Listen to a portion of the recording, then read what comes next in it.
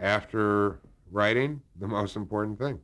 I mean, it, you don't pick the right leads, the show will definitely fail. I mean, that's a given. That people don't like the actor. It doesn't matter what words you give them. At the same time, um, really good words can make a not great actor seem terrific. I mean, it's not, you're not on stage at the old Vic. Television acting is close ups and coverage. And, it doesn't require the same level of expertise of walking onto a stage and carrying that off.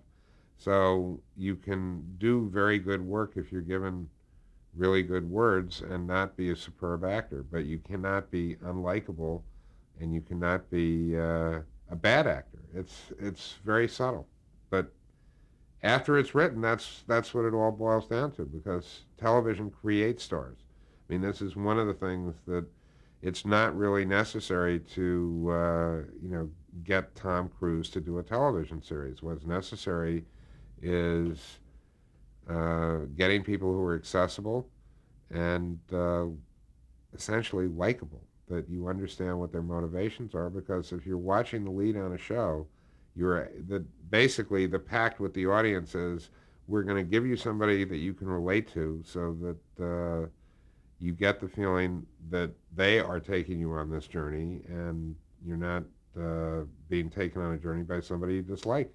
It's osmosis because a lot of times it doesn't work. I mean that, and a lot of times it works perfectly. I mean, it was very. To give you one example, when on SVU, we saw a lot of people for both roles, both coasts. There was no interaction between any of the actors until the network callbacks, where three teams showed up and they did mix and match.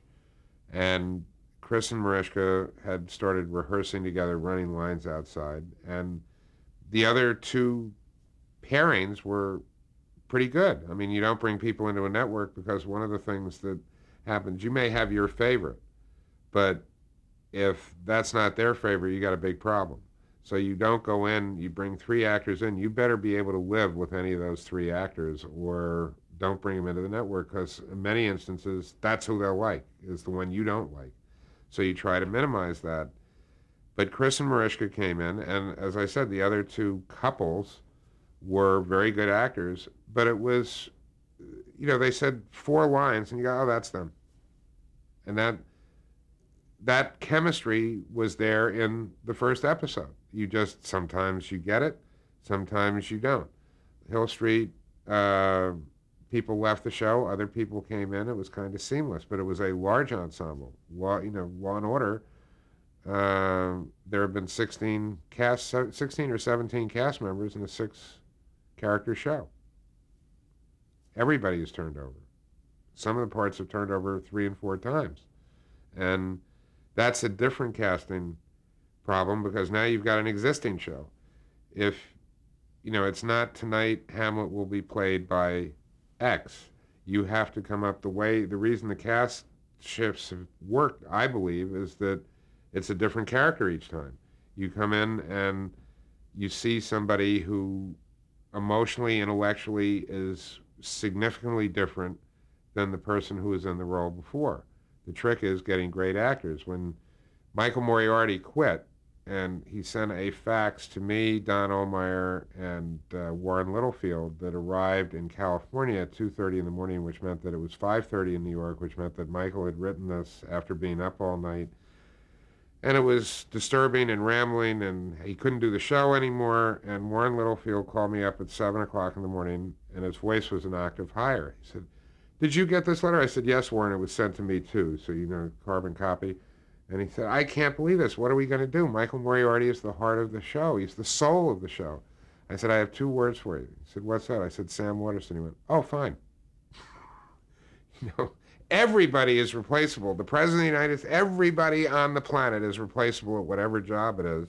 But if you're going to replace somebody on a show that is doing well, you'd better replace it with somebody who is of equal strength, hopefully, to the actor that they're replacing, and then be very different. Because if you watch the show, Michael Moriarty and Sam Waterston are yin and yang. There are 100, for what they're doing with the role, they're approaching it from a 180-degree differential in acting, direction, what they're trying to accomplish, their thought processes.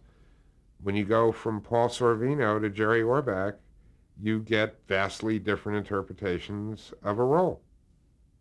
It's not nuclear physics, but there is kind of a magical, when it works, intermixing of ingredients.